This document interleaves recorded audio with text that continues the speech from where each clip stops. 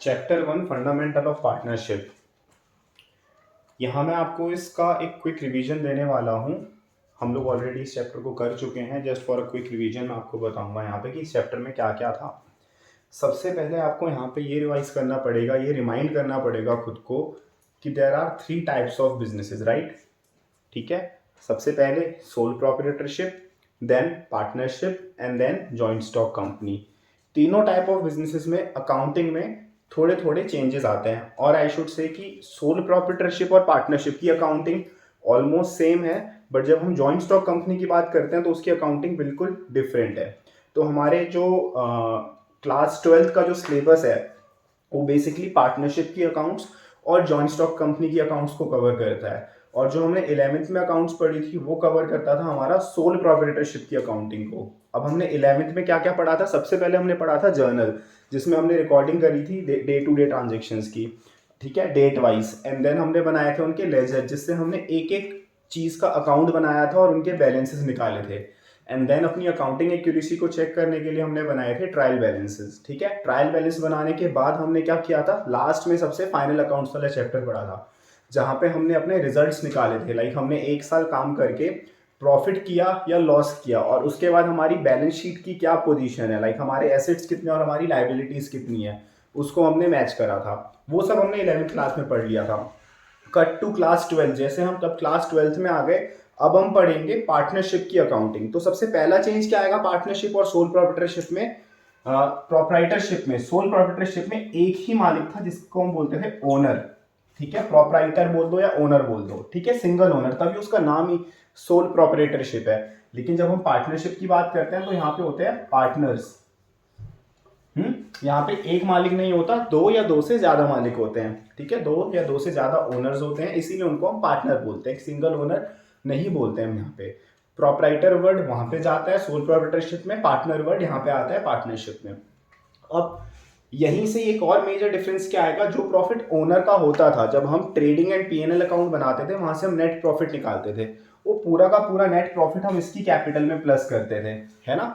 Balance sheet बनाते हुए अगर आपको याद हो, सबसे पहले फाइनल अकाउंट्स बनाते हुए सबसे पहले हम ग्रॉस प्रॉफिट निकालते थे, उस ग्रॉस प्रॉफिट को पीएनएल अकाउंट में ट्रांसफर करके नेट प्रॉफिट निकालते थे, और उस नेट प्रॉफिट को फाइनली हम बैलेंस शीट में कैपिटल में ऐड करते थे।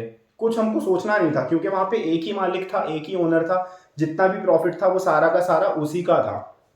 ठीक है, अब यहाँ पे क्या है, क्योंकि हम पार्टनरशिप पढ़ रहे हैं तो यहाँ पे दो या दो से ज्यादा लोग, 3 लोग, 4 लोग, 5 लोग, 50 लोग तक हो सकते हैं पार्टनरशिप में।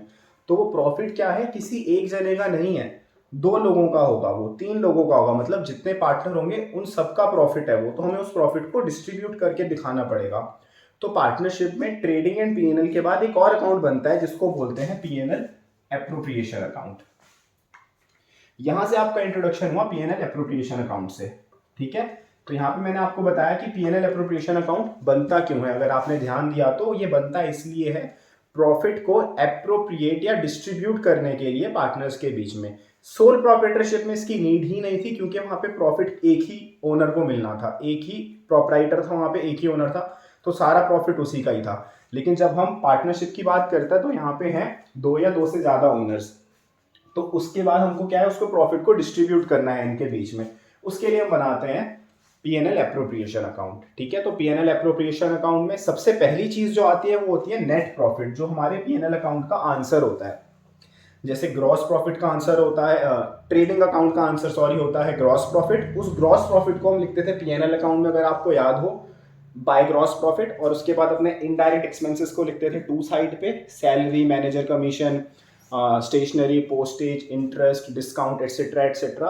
और जो बाकी जो हमारी इनडायरेक्ट इनकम्स होती थी, like rent receive, discount receive, commission receive, उनको बाय साइड लिख के हम निकालते थे अपना आंसर नेट प्रॉफिट। वो नेट प्रॉफिट सबसे पहली अमाउंट होती है यहाँ की पीएनएल एप्रोप्रिएशन अकाउंट की।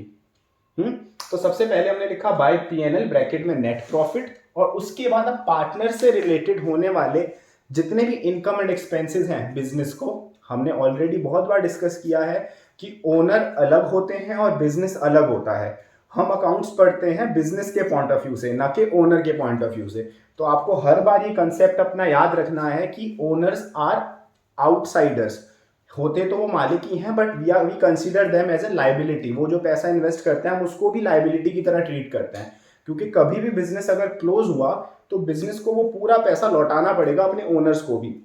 दे are liability but they are called an internal liability, उनको हम रेफर करते हैं एज एन इंटरनल लाइबिलिटी।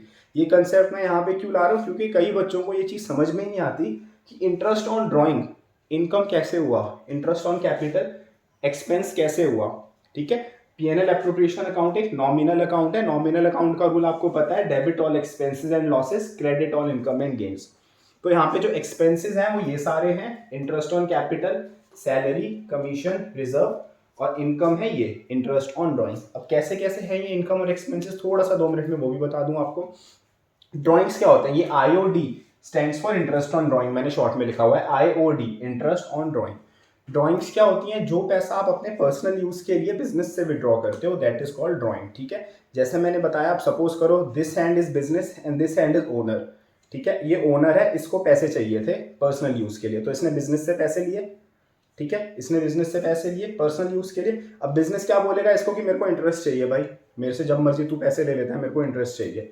तो ये ओनर बिजनेस को इंटरेस्ट देगा, बिजनेस को इंटरेस्ट मिल रहा है तो इनकम हो गई उसके लिए, that is why interest on drawing यहाँ पे आ रहा है। ठीक है, हम अकाउंट्स हमेशा बिजनेस के पॉइंट ऑफ व्यू से पढ़ते हैं, ना कि ओनर के पॉइंट ऑफ व्यू से। ठीक है, अब जब बिजनेस स्टार्ट हुआ, जब बिजनेस बिगिन हुआ, तो ओनर ने बिजनेस को पैसे दिए, जिसको हमने क्या बोला, कैपिटल। ठीक है, ओनर ने बिजनेस को पैसे दिए स्टार्ट करने के लिए बिजनेस, ठीक है, काम करने के लिए।